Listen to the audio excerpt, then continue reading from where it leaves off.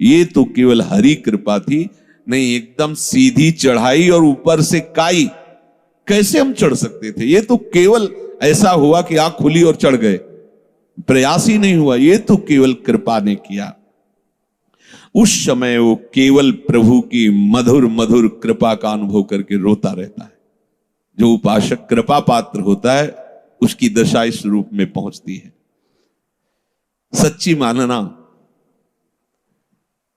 कृपा ही बदलती। एक उपासक परिचय के, बढ़िया सुंदर परिवार, अच्छी अर्थ की प्राप्ति की व्यवस्था और जैसी भक्ति करनी चाहिए वैसी भक्ति कर रहे हैं।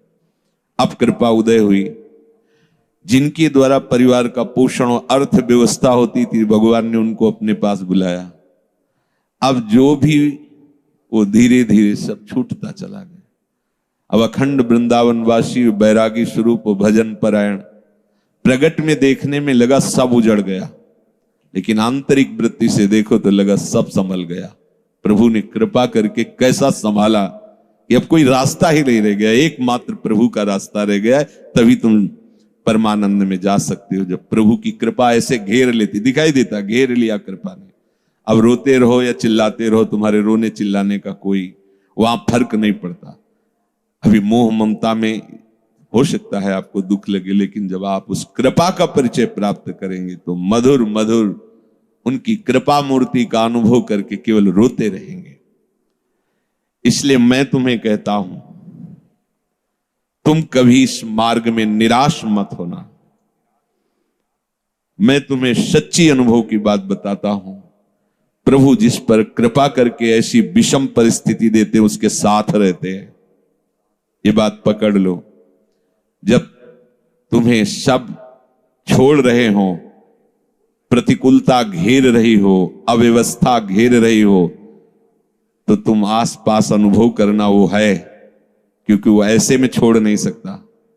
जब वो इतना बड़ा कृपा करके हमारे साथ महामहिम कार्य कर रहा है, माया मुक्त करने, वो जानता है कि बहुत कमजोर हैं, लड़खड़ा जाएंगे, इसलिए वो साथ रहते हैं, हरि साथ रहते हैं। और वो धीरे धीरे कहते रहते, मैं तुम्हारे पास हूं, डरना मत। संत रूप में, गुरु रूप में, शास्त्र रूप में वो समझाते रहते, डरना मत, मैं तुम्हारे पास हूं। सच सच वो अपनी गोद में ले लेते हैं ऐसे उपासक को, वो अपने अंक में ले लेते हैं। जिसको जगत से निराशा मिली वो हरि की गोद में बैठ जाता है। तो बलिहारी है ना ऐसी निराशा की, ऐसे दुख की। अब हम कभी भूल न करें, धन की प्राप्ति, कीर्ति की प्राप्ति, जगत में सम्मान की सफलता, इसमें कभी भगवान की कृपा का अनुभव न करें, ना करें, आज्ञा दे रहे हैं। ठीक है, महाराज अम्बरीश अपने समस्त वैभव को स्वप्न तुल्य मानते थे, चरित्र में आया है। ठीक, उसका कोई महत्व तो नहीं होना चाहिए।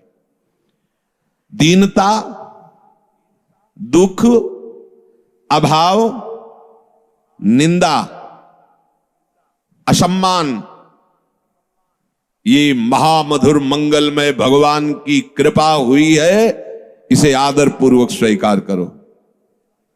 फिर ध्यान दीजिए, धन, मान, कीर्ति, जगत की प्रत्येक सफलता, अनुकूलता,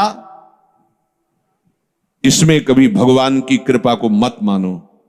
ये महापुरुषों के वचन है। दूसरे इसमें टिप्पणी कर सकते हैं कि भगवान की कृपा न माने, तो इसमें क्या माने? ये भगवान की कभी कृपा नहीं हो सकती। वो अपने कृपा पात्रों को माया में नहीं फंसाते हैं, इसी का नाम माया है। जब उसकी चित्त वृत्ति भगवदाकार होती तो स्वयं यश फैल जाता है, स्वयं सारे वैभव उसके चरणों में लौटते हैं, पर वो उसका आदर नहीं करता, अंदर से उसके प्रति महत्व तो नहीं रहता। ये अंदर की बातें हैं। दीनता, दुख, अभाव, अकीर्ति, निंदा, असम्मान, मधुर मधुर मंगल में भगवान की कृपा हुई है, इसको स्वीकार करो। यह है भगवान की कृपा। अब बोलो हमारे ऊपर भगवान की बड़ी कृपा है, अनुभव करो तुम्हारे ऊपर प्रभु की बड़ी कृपा है।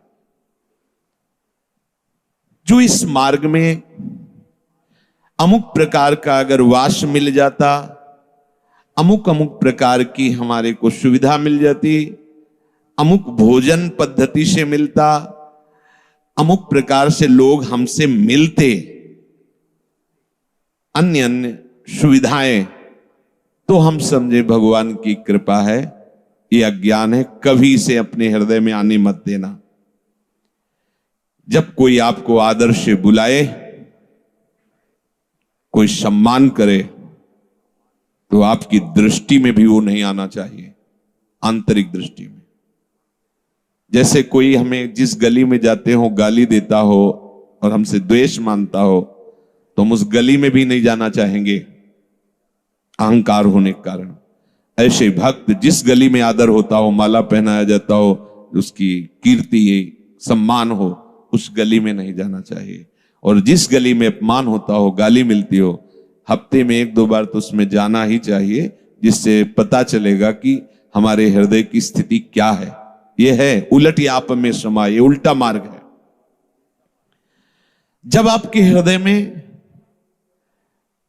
निंदा करने वाले का और प्रशंसा करने वाले का, दोनों के प्रति कोई भगवत भाव की सिवा अन्य भाव ना हो, तो समझ लेना अब कृपा फलीभूत हो गई है, अब हृदय की स्थिति बन गई।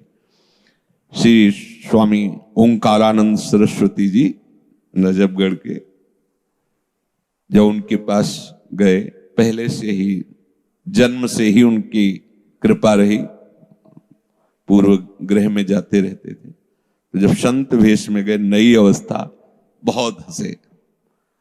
कहा बेटा हमें पता था ऐसा ही होगा, पर ध्यान रखना साधुता बहुत कठिन बात है। साधु को कुत्ते जैसा स्वभाव बनाना चाहिए। मुझे समझ में नहीं आया साधु स्वभाव और कुत्ते का स्वभाव। महाराज जी मेरी समझ में नहीं आया। बहुत ब्रह्म प्राप्त महापुरुष तेजों में एकांत खंडहर गंगा किनारे रहते थे, कोई सुविधा नहीं किसी भी तरह। कोई एक अल्मोनियम का कटोरा जैसे भिक्षुक लोग रखते हैं, ऐसे ही बस रखा रहता, उसी में जो भिक्षा आई पा लिया। ऐसे बोले बेटा जैसे कोई साधु को आदर से बुलावे कि आओ भिक्षा ले लो, जब वहां पहुंचे और दबका के भगा दे, वो 4 कदम चले फिर आदर से आओ, तो बोले उसको सोचना भी नहीं चाहिए कि अभी तो दबकाया था फिर बुला क्यों रहा है। ऐसे अगर 10 बार बुलाए तो 10 बार वापस हो जाना चाहिए। जैसे कुत्ता है, आप टुकड़ा डालो और फिर दबका दो, फिर आप पुचकारो, फिर आ जाएगा, फिर ऐसा स्वभाव होना चाहिए। और साधु को मन को ऐसे मारना चाहिए। 2 उपदेश उन्होंने उस दिन पहले दिन दिए थे। जैसे बंदर सांप को मारता है, हमने कभी देखा तो था नहीं, तो बेटा वो बड़े भाव में एकदम बच्चों जैसा स्वभाव होता है, जो ब्रह्म प्राप्त महापुरुष बंदर जैसे सांप को ऐसे पकड़ता है और खूब हंसते, ऐसे वो एकदम ऐसा लगता हंसी की धारा आ रही, आनंद की धारा, लाल चेहरा हो जाता है। बोले वो उसको लेके से पेड़ में ऐसे ऐसे घसता है उसके मुंह को, फिर कान में लगाता है, अगर थोड़ा भी सूं हुआ फिर घसता है, मरने पर भी उस घसता रहता है। बोले ऐसे ही उपासक को अपने मन को मारना चाहिए। जरा भी हलचल मन में समझ में आए फिर नाम भगवत चिंतन, वाणी ब्रह्म चिंतन इतना रगड़ दो कि मन मर जाए, फिर साधु हो जाता है। तो मानापमान की भावना का त्याग भगवत कृपा से ही होता है। जगत में चाहे जितनी प्रतिष्ठा हो, ये स्वप्नवत है। कोई बात आंख मूंदी, चाहे जो कुछ बने रहे हो, अब तुम्हारे कर्म तुम पे लागू होके कहां ले जाएंगे? ये पद प्रतिष्ठा कोई तुम्हारे साथ नहीं जाएगी।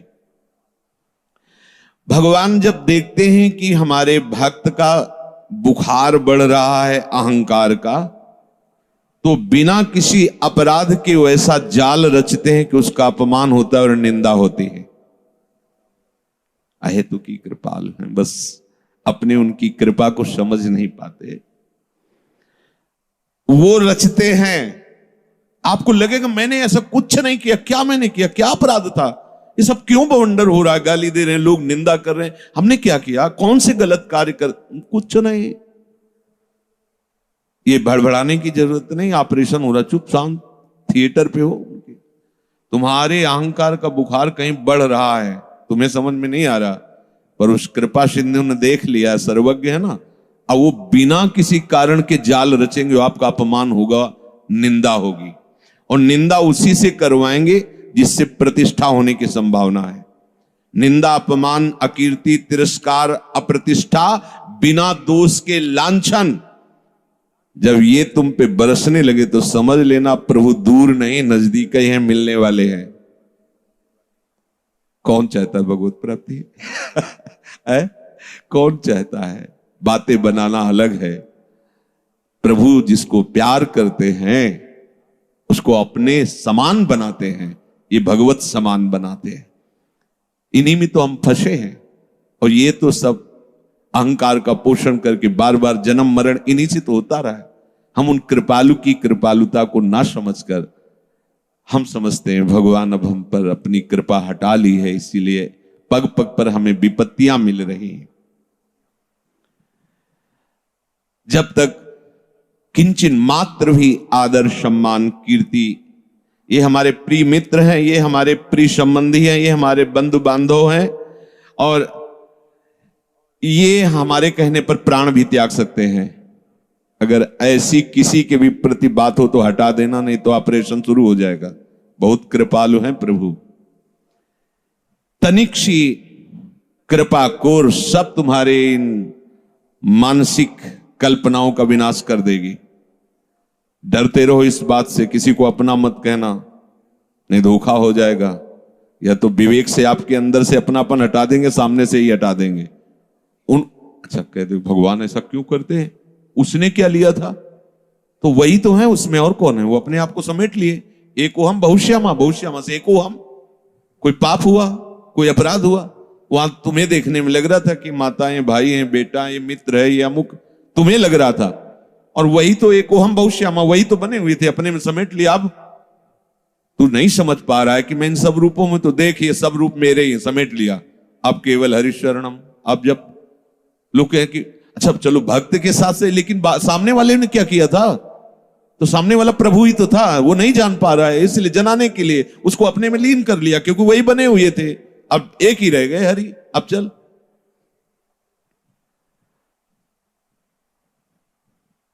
अपने हृदय में हमें कोई बुलाए, हमें कोई प्यार करे, हमें कोई सम्मान करे, हमारी प्रशंसा हो, उपासक को ऐसी आशाओं का त्याग कर देना चाहिए। जब ऐसी आशाओं का त्याग होता है तभी भक्ति से बुद्धि भगवत युक्त मानी जाती है। अगर ऐसा नहीं है तो नास्ति बुद्धि रयुक्तस्य, उसकी बुद्धि प्रभु में युक्त नहीं हुई है। चायुक्तस्य भावना, अब जिसकी प्रभु में बुद्धि युक्त नहीं है उसके हृदय में ये भावना ही नहीं आ सकती कि मुझे केवल कर्तव्य कर्म करना है, बस मैं भगवत मार्ग का पथिक हूं, उपासक हूं, मुझे वही करना है जो मेरे शास्त्र और गुरुदेव कहते हैं।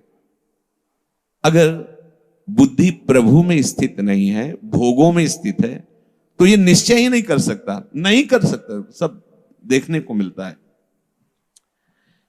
मन और इंद्रियों का संयम करना उपासक का मुख्य कर्तव्य होता है, और यह होता है भजन से। भजन से विवेक पूर्ण बुद्धि मन और इंद्रियों को गलत मार्ग में जाने से रोकती है। जिसका मन और इंद्रियां संयमित नहीं है वो असंयमी पुरुष कभी मेरी प्राप्ति की भावना ही नहीं कर सकता। नास्ति बुद्धि रयुक्तस्य न चायुक्तस्य भावना, नहीं कर सकता। मन और इंद्रियां हलचल मचाए हुए हैं भोगों के लिए, मान सम्मान के लिए, जैसा भी आपने सुना। वो कभी मान चाहता है, कभी सुख चाहता है, कभी आराम चाहता है, कभी धन चाहता है, कभी भोग चाहता है। भीतर ही भीतर उसके सब खलबलियां मचती रहती कामनाओं की, इसलिए वो निश्चय ही नहीं कर पाते कि मुझे प्रभु चाहिए, मुझे प्रियालाल चाहिए। और जिसकी बुद्धि प्रभु में नहीं लगी, अर्थात मेरे को केवल कर्तव्य पालन करना है, भगवत प्राप्ति तो गुरु कृपा से होगी, मैं एक भी अक्षर उनकी आज्ञा का उल्लंघन नहीं कर सकता, कुछ मिले ना मिले, इसे कहते हैं युक्त बुद्धि। तो नचायुक्त से भावना, जब कर्तव्य पालन की तुम्हारे अंदर बात ही नहीं आई तो कामना, आसक्ति, नाना प्रकार की भोग वासनाएं ये अंदर बनी तो रहेंगी, और जब तक इनका त्याग नहीं होगा तब तक भावना ही नहीं बनेगी कि हम प्रियालाल को कैसे रिझाएं, प्रियालाल को कैसे प्राप्त करें। भावोत्सवेन भजतामृष कामधेनु, जब तक बुद्धि युक्त नहीं हुई तो भावना ही नहीं बनेगी। न चाभाव यतः शांति, जब तुम्हारी भावना ही नहीं बनी है तो तुम्हें शांति कैसे प्राप्त हो सकती, विश्राम कैसे मिल सकता है। वो अशांत से कुतः सुखम, जो अशांत है हृदय वो दिव्य सुख का अनुभव कैसे कर सकता है। ये अहंकार का पोषण करने का स्वभाव उपासक छोड़ दे। कई उपासक जिसे बताते हम नित्य लीला में प्रवेश, हम बार बार इसलिए कह रहे हैं कि वास्तविक नित्य लीला में प्रवेश कराना हमारे आचार्य, हमारे गुरुजनों का प्रयास है। जो रसरीति सबंते दूरी, सो सब विश्व रही भरपूरी, मूर्ष जीवन कह दई। वो नाटक करने के लिए तुम्हें आदेश नहीं करते, तुम्हें वास्तविक लीला में प्रवेश कराना चाहते हैं आचार्य, महापुरुष जन। आप उनकी आज्ञा के अनुसार चलिए।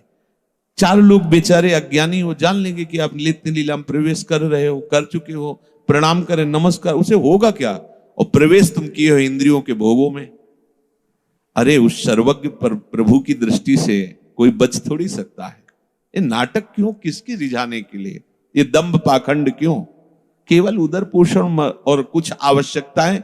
यह तो बढ़िया है भैया, बाबागिरी का भेष उतार दो और लेबरी करो, 400-500 रुपया एक दिन में कमाओ और मनमानी सामग्री लो, फिर चलो, और उसमें भी गाय और पशु पक्षियों का कुछ भाग निकाल दो और नाम जप करो, तो बढ़िया तुम्हारी सदगति हो जाएगी।